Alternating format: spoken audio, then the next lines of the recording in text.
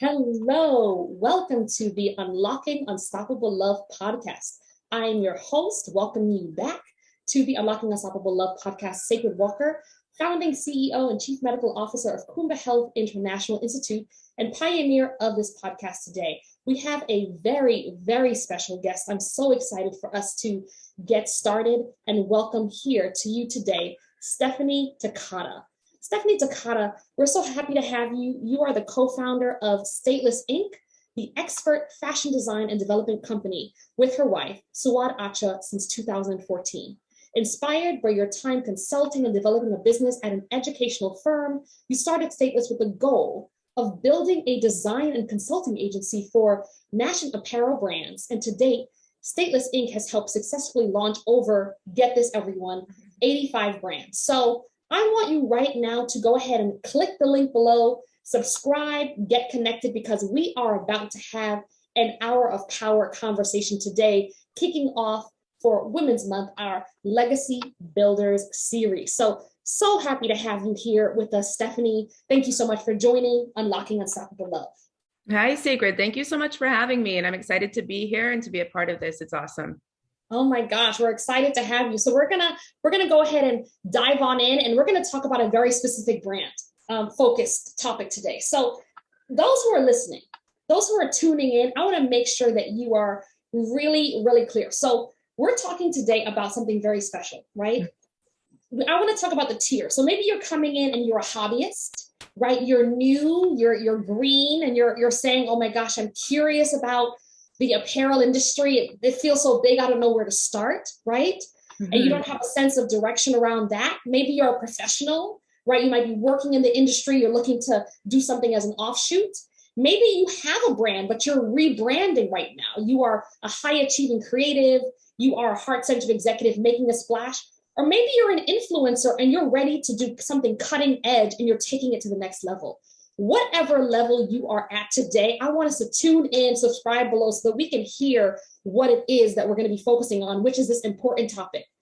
3 ways to launch your apparel and creative brand, turn your passion into profit in what is being called today the great exodus or the great reimagining, right? Without lack of direction or where to start getting in your way, right? And who in here knows that sometimes you need some extra support? Raise your hand, raise your mug around where to start, right? Because we can spend thousands, some people have spent thousands, tens of thousands, millions of dollars wasted, not knowing where to begin. And sometimes we need valued experts as Stefanie to be here today to guide us forward. So once again, thank you so much, Stefanie. We're going to go ahead and get started. All right? Of course, yeah. Absolutely, absolutely. So before we get started, I'm just going to set an intention. All right, I'm going to set an intention today that those who have come before us, right, who have called us to this gift, we're going to call in the spirit of abundance. We're going to call in the spirit of support, of expansion. And I'm going to take a moment just to honor our ancestors who come before us, right? Those who have said yes to this calling so that we can move forward and just be a blessing. So just for a moment, I just want to do a moment of silence. Tune in, center yourself, because we're going to go ahead and deep dive into turning that passion into profit, starting now. All right. So welcome back. So, okay, I want to talk with you first about how we know one another before we get started, because I want people to know that we're not coming in green to this relationship. No, we are not. We're not coming into this green. So just tell those who are tuning in, whether you are watching on IG, on the podcast, on YouTube, tell us today, just how do we know one another? Let's start off there. Well, I mean, I think the universe brought us together, right? We were both in cohort 34 of Goldman Sachs 10,000 Small Businesses program, which was like, I don't want to sell MBA short, but it felt like a very accelerated sort of MBA. I think everybody in the cohort, and us included, we were in the same group at one point, and that's how we actually made our connection. But we all kind of needed it, as entrepreneurs and business owners. It gets tough, and there's a lot of stuff that you don't know, and things that you will forever not know. And so it's just this process of learning. And I think that program, gave Sacred, you and I both the ability to sort of learn from one another and come together. We were in it for 3 months, I think, total. And and we learned a lot about each other in the process. So I'm super happy to be here with you. Absolutely, absolutely. And as many of us know, on the other side of what has been the great internal, right? Everything in the world has shut down. You and I met in the first class that was on the other side when we met in person. Yeah. Right. And so what a gift it was to kind of emerge in that. And as someone who has a double master's, I completely can empathize with that place of like, oh my gosh, there was so much that came out of this class and out of this experience. Yeah. So you and I have been strategically working on our companies for the last couple of months intensely. And whether you are tuning in or listening and hearing, and you can understand the importance of having that loving accountability, that the universe brought us together and was like, come on, let's take our companies to the next level and begin to ask those hard questions that you don't always have time for. And so we want to acknowledge that you might be coming in and you might have a team of 300, or you might be a solopreneur. But you are asking, because you're here today showing up, you're asking some of those hard questions that we've been asking one another in this group, in this cohort together, that we are now graduated from the Goldman Sachs 10,000 entrepreneurs. And so I want to just build on that. I want to build on this idea of stepping into your purpose in a passionate way, in a way that is profitable, right? Right. And so maybe you are where we were 10 years ago, where you might just be starting out and you're saying, I am ready to launch this apparel brand. And I want to know the next steps. When did you, Stefanie, first fall in love? When did you first unlock the unstoppable love in you around helping to launch apparel brands? Because you launched over 80. So obviously you're in love. So let's talk a little bit about that. Tell me more. Yeah, I think I'm in love more with entrepreneurship. It just fits me so well. The ability to sort of create whatever it is that you want, right? Really, like, the world is your oyster. And obviously there's limitations, et cetera, but the freedom to sort of be what you want to be and have all of that power in your hands, I think, is very powerful. And so for me, I just want to mention, and kind of mirroring what we did at 10,000 SKB, no matter what your business is, there's just so many similarities between businesses and entrepreneurs trying to make it happen. So even if you're not an apparel brand, I feel like, there's a lot to be said that can just sort of, under an umbrella of entrepreneurship, be helpful. In terms of apparel itself, so I met my wife in 2013, actually, and she was a fashion designer for corporate fashion space. So for places like Gap, and Macy's, Old Navy, these kinds of places. And I was actually in the consulting field, but for higher education, so a completely different industry. But she sort of realized that there was a need for expertise in apparel. And during that time was the rise of social media, like Instagram, Facebook, these kinds of things, it's called the democratization of fashion. So it meant that no matter who you were, you could have an apparel line, and you have a platform now to sell it on and to sell your content on. And so it meant a lot of people were entering this space, but they didn't have they couldn't justify the capital to build a full in-house team necessary to do it to a certain standard. Or you couldn't justify the capital to do that because, you're starting brands, you're trying to figure out what's best for your brand and how to work. And so we decided, my wife and I together decided, why don't we build sort of a consulting group as an outsourced solution for that expertise, so that if you did want to start an apparel line or apparel company, or you have another company, but you want apparel to be a part of it, you can just outsource our team and make sure that you are bringing that apparel to market to a certain standard, to a cost target, and all of the sort of professional things that go along with that. And so that's what we started. I started moonlighting it in the beginning. It was just me helping her.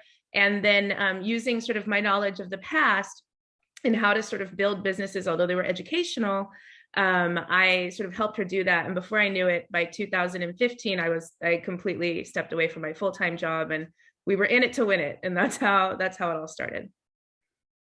I love it. I love it. And what I love about what you're sharing is the way that you pivoted, but you pivoted to meet such a clear need, right? Such a clear need in being able to match just the educational consulting background that you had with the gifts that your wife was bringing into the world around her commitment to corporate fashion, right? And so I'm sure those who are listening in, whether you are someone who is launching, maybe I want folks who are working with me to have a clear brand of like, we're all in one kind of uniform. Maybe there's a way that I want to show up professionally, or there's a way that I have a creative gift and I'm ready to kind of create this offshoot, right? Mm-hmm. I want to make sure that you, and you'll be getting her contact in a moment, know how to stay connected to the gift and the wisdom that is to come. Mm-hmm. You know, I want to take a moment to take a step back, right? I want to take a moment to take a step back because there are folks who are listening who are going, oh my goodness gracious, I am so clear that I want to launch something new. And I'm sure you can relate to the story, whether you are in the apparel brand or not, mm-hmm. right? That I can definitely relate to that moment of, I was working in adolescent medicine and said, oh my gosh, I do love this work, but I am so ready to take this patient-centered care to the next level. How can I bridge therapy, executive coaching, and inclusion in a way that I'm not seeing it happen on the front lines, right? Mm-hmm. And so sometimes you have that aha moment, but don't always know where to start. And mm-hmm. affirming, yes, I can do this when you are partnered with the right person who sees your gifts and supports it is so essential. So tell me, what has your journey been to making you an expert in this area? Tell us a little bit about, you know, some of the ways that you've been making an impact and some of the communities that you've been fortunate to serve at such a powerful time like this, where social media is taking people around the world. Tell us more. Yeah, definitely. So to back up, I totally agree with you in terms of, you know, making sure that you don't feel alone and that you're not doing it alone, because businesses cannot be built alone. That's my number one key tip. And from our own business to the businesses that we help launch, and, you know, we're there.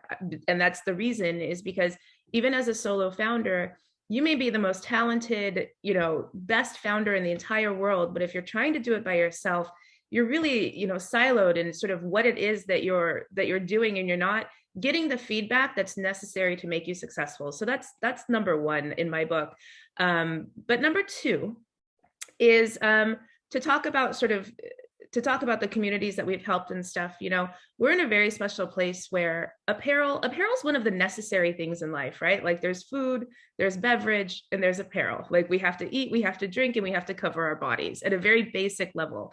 And so when it comes to apparel, a lot of people sort of shortchange it when they talk about fashion, because they think, oh, you know, that's so superficial. It's fashion. You know, who really cares besides the people that are in these sort of communities caring about fashion? But the reality is that fashion, or apparel, which is the word that we purposefully use because we want to sort of break down that stereotype of what fashion is.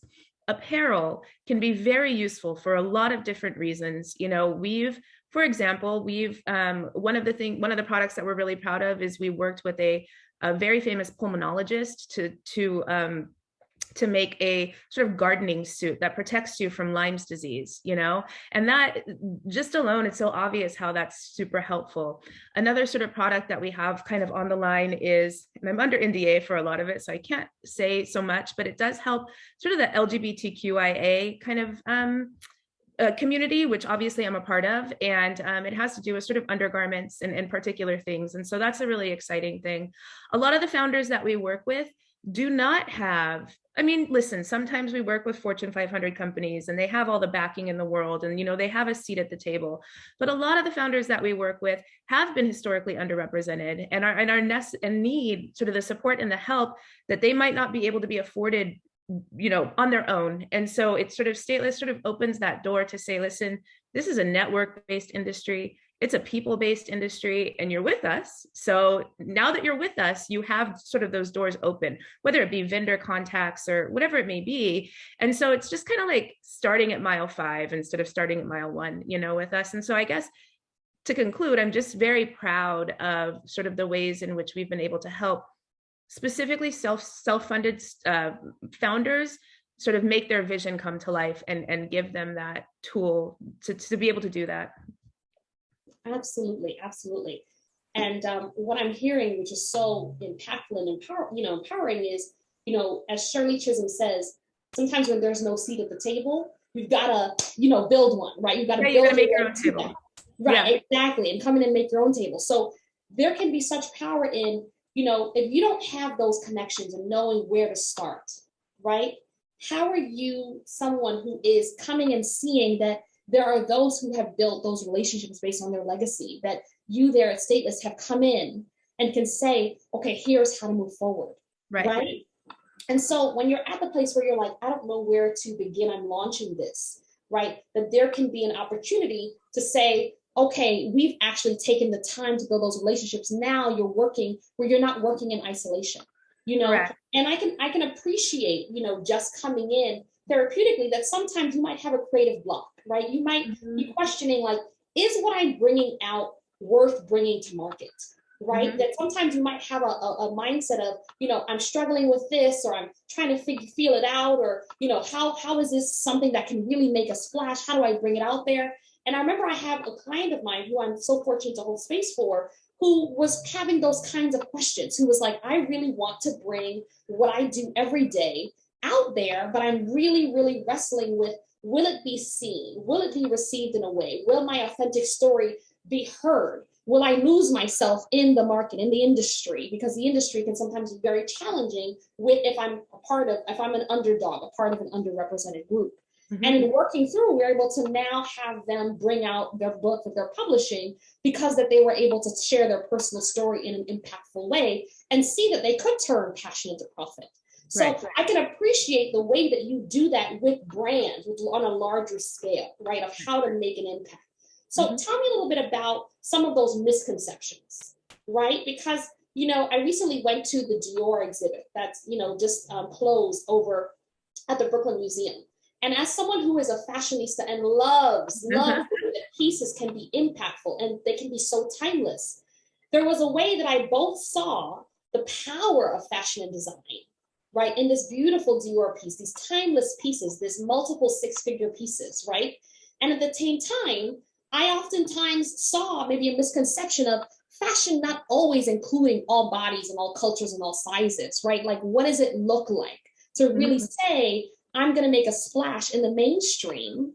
And what does that look like today? So, you know, that was a misconception I had, that, you know, someone who looked, moved, danced, healed the way that I do and our company does may not always find space in fashion, even though I loved the Dior exhibit. I was like, yes, right? So can you tell me, what are some of the misconceptions that you've heard, and what are the ways that your company kind of moves through or surpasses those misconceptions to help brands come to market? Sure. Yeah, you know, with fashion, I mean, like, I think with any industry, there's just major misconceptions, and it's all based on our own sort of relationship with it and how we grew up, and what might be really expensive for somebody is like not expensive at all for somebody else. And, you know, it's at its core, it's just like a human thing to have misconceptions about certain industries. But I think with apparel and fashion, it's just so broad. Like, I'm actually hard pressed, and this is like a challenge that I have ongoing with myself, to find a company, apparel based or not, that doesn't need or there couldn't be an argument for apparel. And so apparel, like I said before, can be used in so many different ways. And so I think that I think fashion gets a bad rap, and actually justifiably so, from the past of, like you said, focusing on certain body types, certain types of groups as being sort of their main consumers, and therefore they ignore the rest. And I think we're living in a really exciting time where that's transitioning and changing, although albeit slowly, but it is sort of changing. And I think it's up to everybody as a consumer, like if you're thinking from a consumer standpoint, to continue to hold these fashion companies accountable, you know, and to continue to sort of holding their butts to the flame and saying, you know, we need to see this on different body types. We need to see this on different types of people, or different, you know, different sexual orientations, or whatever it may be, so that people continue to be represented in the apparel space. But I think the misconception is that the apparel space or fashion doesn't want to change, and I don't think that's the truth. I think that most companies out there, and their leadership, you know, welcome the change, because from a business standpoint, a change like that opens up so many different markets, right? So it wouldn't be smart for them to ignore all of these other different markets. So they welcome the change, they want to change, you know. But I heard somebody, actually, to give you an anecdote, one of our clients, pretty big company, their market is also plus size. So it's a size inclusive line, right? But then if you look at the marketing and like the content on the website and the Instagram and stuff, all of the clothes is still Photoshop or photographed on a standard model, like that doesn't look plus size. So I asked the founder, why is it that this is a huge brand value for you, but your content doesn't match that brand value? And smartly, and this is actually unfortunately at the same time, which she also agreed, that the studies show that apparel photographed on plus size people, or people that are historically plus size, which we know isn't actually plus size, but that's a whole other thing, on plus size people doesn't sell as well, even to the plus size buyer. And so it's really the consumer's power to sort of, appreciate that when you see something on a plus size body, for example, you're going to buy it because that's the reality. That's what you're going to look like in it if you're plus size, And so, and to continue feeding this idea that it's more beautiful if on one type of body or one type of person. So I think to wrap up, the general misconception is that the fashion industry doesn't want to change. They do. They want to change, but they also have to make money. So as a consumer, we have to make them change and show them why it's worth it for them to change. Yes, that's powerful. So what I'm hearing you speak into is the power of impacting the bottom line. Yeah, 100%. 100%. And so those who are tuning in right now, I want us to really tune into what Stefanie is speaking into. And I love almost like the synergy between, to be honest, between like healing and fashion. And as someone who has a big belief in like how you feel on the inside is just in fashion is just showing up powerfully on the outside, right? Like that can be such a gift. So I'm hearing twofold. I'm hearing one is, how do we invest in our passion in a way that's intentional and in a way that is really focused in how are we able to transform the very industry every day, right? Mm-hmm. As the consumer, the power of the consumer. I'm hearing you speak into that. I'm also hearing you speak into another really powerful piece, which is when I'm saying I'm bringing something out into market, at the end of the day, it's also about how it's being received and monitoring that and feeling that out, right? And number three, I'm also hearing body positivity, right? Yeah. When we do the work, which we're committed to here at Kuumba Health, to look within, to be able to unearth our worth, to be able to shift how we see one another and see ourselves, and be able to show up in the world as our powerful, unlocked, unstoppable us, right? Then we're also, our purchasing power is based on that. Because when I feel good about me, I'm showing up and purchasing based on that, right? I'm being intentional with how I invest, right? Mm-hmm. That gets to be the relationship, right? Yep. So what I'm hearing is some powerful, powerful pieces about how you work and what makes your brand so unique, because not everyone is asking those kinds of questions. Yeah, we're really at the forefront of that. And I think, as founders, whomever you may be, whether it's creative based or apparel based or whatever, I mean, the world is loud, right? There's a lot of businesses out there. And so everybody's trying to look for that differentiating factor, to say, okay, this is the factor that's going to like make me stand out above the crowd and the literal thousands or millions of brands that are just like mine. And so in finding that differentiating factor, it's very important. Like everybody talks about passion, and I couldn't agree more. You have to have passion. You have to be super resilient if you're going to start a brand or a company. And the passion at the end is what really rules the day. But it's translating that passion into profit, to your point, and making sure that that passion is communicated to the consumer, first and foremost, in a clear and concise way. And then the trick is making that consumer just as passionate about what it is that you're communicating. So you're really having to having to translate sort of your passion to somebody else's head and mind and soul, right? And then making them so passionate about it too, that they part with their money. And that's the hardest thing to do ever, And so I think the disconnect is, as people in general, I think there's just this lack of really looking inward and being like, proud about who we are as people, because the consumer dollars at the end, to your point, like when you start a company or any company at all, the bottom line rules the day. No matter how much passion is going around or brand values or whatever it may be, like it needs to be profitable. And so at the end, it's this push-pull between the consumer and the founder. And I think the founder can't just give up and give in either. Like you have to continually sort of think about what it is that you're really doing here, what are the values, and how you're communicating that to the consumer and making them believe in it, making them believe that, yes, this is also something I'm passionate about. This is also something that I should spend my hard-earned money on, And so that's the challenge, I think.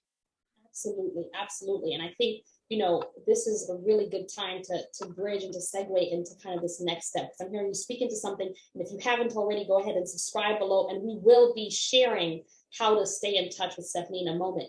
But I really am hearing you speak into something that's so powerful. And that reminds me of a story. Just if you're at the very beginning and you're hearing this and you're going, okay, these terms and click-throughs and all of that, how do I land in? And so I just want to bring us back to, if you were where we were 10 years ago and you are at the very beginning, right? Mm-hmm.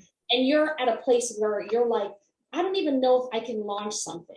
Right. I want us to begin to take a pause and listen into what Stefanie is speaking into, because she's not only speaking into how you're bringing your passion out there, but we're talking about how to make it profitable and also looking at how we spend, right? Yeah. How we spend wisely. And so if right now you take a pause, and as we do here in Kuumba Health, we look at personal inventory. We do a personal inventory, and I would say one thing to do right now is to do a personal inventory and go, wait a minute, how am I individually, how am I professionally looking at where my dollar is going? And is your dollar going towards your impact, or is it going towards your depletion, right? Is it going towards your impact or your depletion? And so as someone who has literally lean launched our company 3 times and been able to fund and start up without investors, one of the things that I have found to be so true is telling your story in a way that's impactful, which is what Stefanie is speaking to, but also looking at where your funds are going.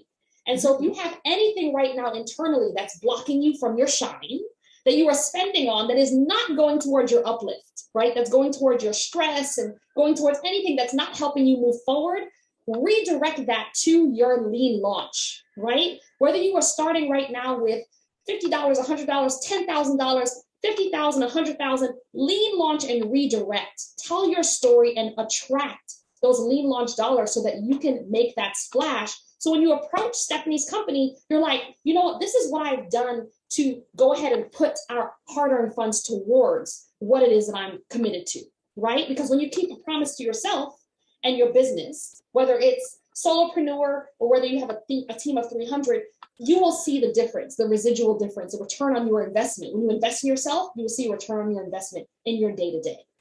So let's look at how we are making an impact. So that is my one thing that I want to take away. Personal inventory, and I want you to look right now at where your funds are going so you can spend wisely on taking your business to the next level versus things that are depleting your actions. And if you need support around that, do reach out to one of our therapists who will be matched with you. So Stefanie, those who are saying, you know what, I have worked it through. I'm so ready to take that next step, but I don't know how. What would you say would be your 3 takeaways for the question that is at hand? That I am saying, I want 3 ways to launch my apparel or my creative brand, and I want to turn my passion into profit without the lack of direction of where to start getting in my way. What would you say would be 3 takeaways for our listeners today? Yeah, thank you. You know, when you're right at the beginning and you have what you think is a good idea, which it might be, you know, there are sort of 3 things that you need to do even before lifting a pin and doing anything like incorporating or anything like that. And it's all sort of, it's great because it doesn't cost you anything except for time. But these are the 3 steps that and actually to give you a sense, I see a lot of brands not doing, and they pay for it in the end. So not only is this where you start, but it's also going to help you make more money in the end if you've gone through these steps. So number 1 is you need to be clear about what you're doing and why you're doing it. So that clarity isn't like, oh yeah, you know, this is a great idea, it's definitely going to sell. That's not what I'm talking about. I'm talking about months of research. And when I say research, I mean, you should know like the back of your hand who your perceived competitors are. You should be very clear about who your competitors are. So we hear all the time, oh, I want to start an active line, my competitor is Nike. And our response is, unless you have, you know, $500,000 in the bank, your competitor is not Nike. Nike is not your competitor, not yet. Now, maybe in 50 years or 20 years, you want to be Nike, okay, maybe there's a chance, but be very realistic about who your competitors are in the market and the market share that you're going after. I think that, you know, to when we were talking about passion, it's so important to have that, but it will not rule the day. Like, that's the reality.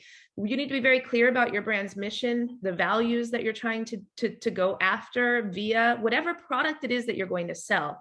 We're living in a world where brand is everything, not the product. And so a lot of people forget about the idea of brand and how important that is. And it is so much more than a logo. It's literally building a brand DNA, brand values, trying to figure out what is it, the world of my product, right? That's so important. And so while you're doing your competitor research, look at that. But what you're doing when you're doing your competitor research is, you know, scrolling through social media, which is a wonderful research database of different companies, looking at the comments that they have, you might see like one brand that sells like the best swimsuit ever, but you see the comments, and the comments are like, it's too expensive, it's too expensive, it's too expensive. Well, what that tells you is maybe there's a way that you can make a cheaper one and steal that market share. So there's a lot of ways to look into the competition. Just do your research on your competition. Number two, once you've done that, then, the idea is to start small and focused. Unless, again, you have just like millions of dollars in capital that's fueling this thing, you want to start as small and focused as possible. What is your differentiating factor? Build into that. So maybe it's like 2 or 3 styles, Tom's footwear, right? They had one shoe. So like, think about, what is my product? I'm going to try to start as small and focused as possible. I don't want to choke on my inventory. And then I want to use this small focused launch as more of a soft launch. A lot of people think about the big launch, right? No, you need to test the waters. And so soft launch that, get sales data back, have open conversation, open dialogue with the people that you have try the product and the consumers that are actually buying it, because you're not there yet. You have not launched, you've soft launched, and that's a totally different thing. It's almost like a pilot, very important. I would spend a couple years in that phase, and that's the reality. Nothing happens overnight. And to that point, then what we think about founders and new businesses as like raising a child, right? So if you think about even 3 years, a child is a toddler at 3 years. They can barely speak. That's like your business. It's going to be the same place, so that by 5 and 6, maybe it's kind of a child. And then by year 20, ideally it's a full grown adult, and now you have a business. But literally, it's very rare to see a company or a business start at year 20. Most are starting at an infant, and you just have to be realistic about your growth in that way. And then the third thing that's really important is aligning yourself with experts. And I don't say that because we're an expert company. That's not my intention here.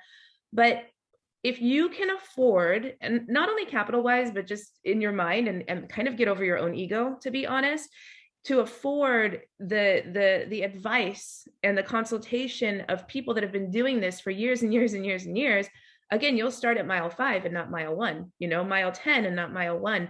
So be very clear of what you don't know, and don't let your ego, don't let your lack of flexibility get in the way of that, because you need to be very open to both criticism and instruction and all of the rest, and very grateful, I think, or appreciative that if you get any of these sort of leaders or experts on your side, that they're spending your time on you, and to be very grateful for that.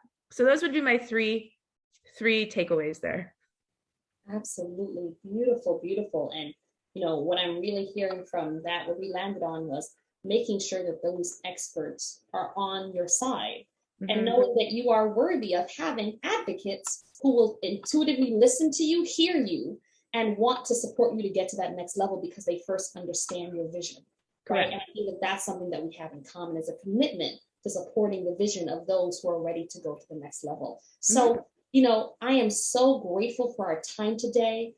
I'm wondering if there's a way that we can continue this conversation with you, so that when someone says, actually, I am clear that I am worthy of unlocking unstoppable love in my apparel or creative brand, and I want to connect with Stateless. What is a way that we can connect with you and move forward? And maybe those who are listening in might even get a special treat for being referred by this dynamic podcast. Only for you, Sacred, and only for your followers, okay?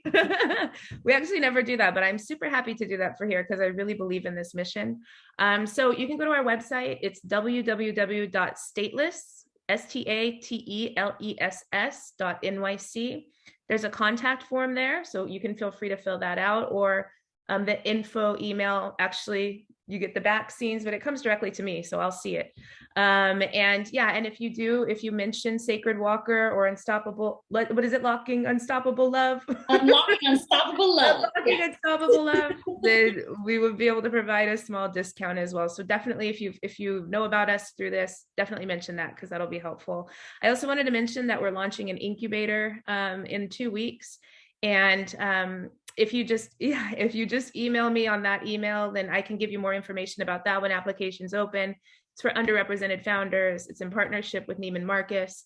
And there's a lot there. So if you are honestly thinking about starting an apparel line, this might be a really good option for you. A lot of value. Can't say much more yet, but that's it. Perfect, perfect. So those who stayed until the very end, do you see how you got that extra treat? How she said, oh, by the way, in partnership with Neiman Marcus. Let's be clear, right, about the powerhouse that you are listening to today and the opportunity to be able to step forward, right?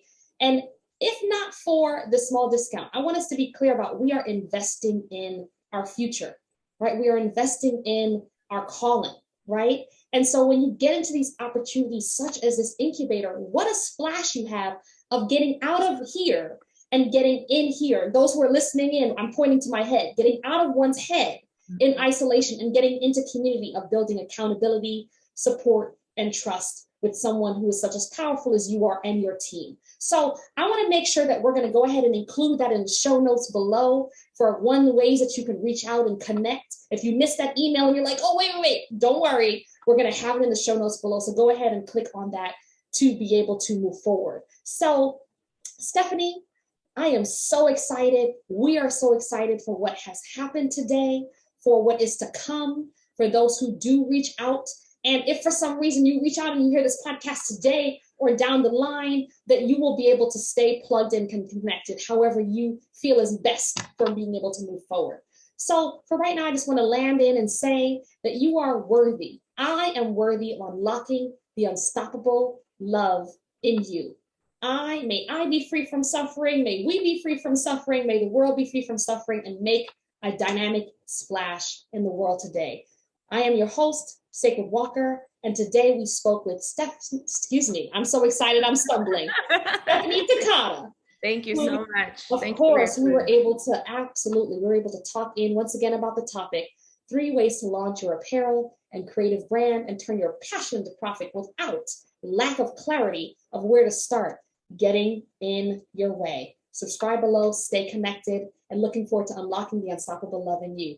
Thank you.